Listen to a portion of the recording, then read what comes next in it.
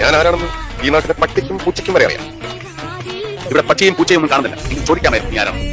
ഒരു ക്രിസ്ത്യാനി തന്ന 400 രൂപ, മുസ്ലിമായ മമ്മൂട്ടി തന്ന രൂപയ്ക്ക് ഹിന്ദുവായ പെൺകുട്ടിയുടെ കഴുത്തിൽ ഞാൻ കിട്ടിയ സ്വർണ്ണത്താലി. എന്ത് മതം, ആരുടെ മതം, എവിടെയുള്ള മതം? എന്താണ് ദാസ?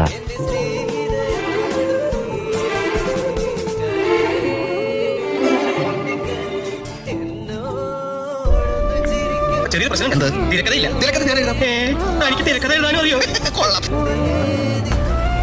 50 60 വിദ്യാർത്ഥികളോട് സമ്മതിക്കുന്നത് പോലെ അല്ലല്ലോ സർ സിനിമ. നമ്മുടെ സ്വപ്നം എന്തൊരുക്കം ഒരു മുത്തം തരാൻ പാടില്ല പറഞ്ഞിട്ടുണ്ടാവില്ല. സാരമില്ല, നമ്മൾ അനുവദിച്ചാലല്ലാതെ മറ്റൊരാൾക്ക് നമ്മളെ ചതിക്കാൻ കഴിയില്ലെന്ന് എവിടെയോ വായിച്ചത് ഓർമ്മയുണ്ട്.